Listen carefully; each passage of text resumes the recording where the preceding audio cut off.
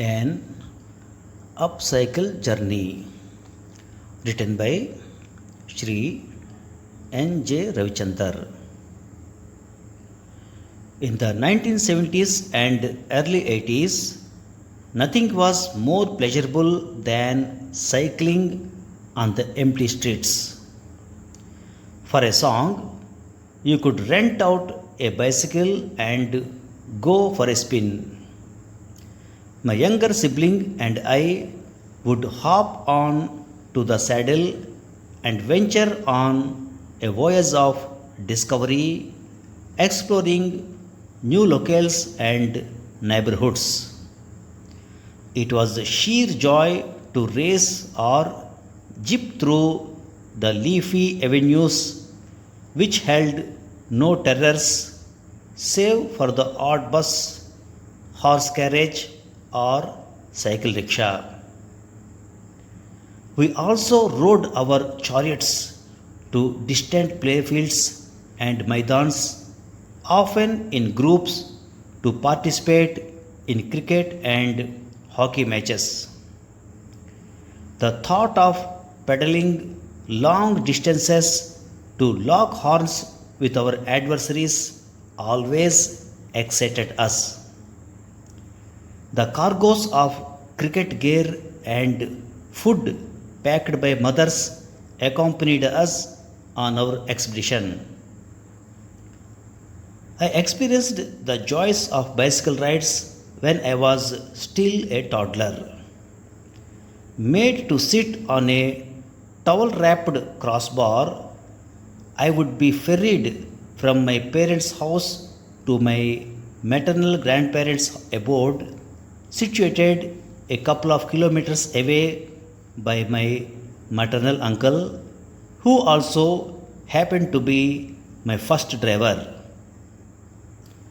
Though sitting on the hollow pipe did hurt, my uncle would take pains to adjust the towel every few yards to make me comfortable.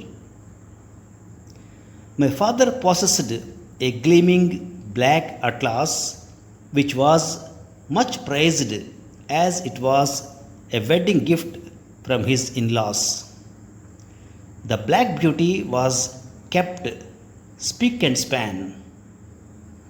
He was very possessive about his bicycle and refused to lend it to even his close friends. However, he was kind enough to let my brothers and I learn, admonishing us in the event of a fall. It was a pretty sight to see him get on the saddle and pedal away with the lower end of his immaculate white trousers folded and held in place by a pair of circular metal clips to prevent them from getting soiled. My first bicycle was a hero brought out of my salary savings in the early 80s. My days as a cyclist was not without drama. I once veered off course and collided head on with a next door neighbor who was nursing a broken limb. The unfortunate gentleman had just stepped out of the safety of his abode for his morning walk. The man's dagger like looks scared the living daylight out of me. On another occasion, I lost control while negotiating a sharp bend on the road and ended up in a ditch with bruises all over. Not a stickler for rules, I also had run ins with the cops for riding doubles or without a lamp after dusk. Cycling comes loaded with health benefits. It strengthens our lower bodies and improves stamina and agility.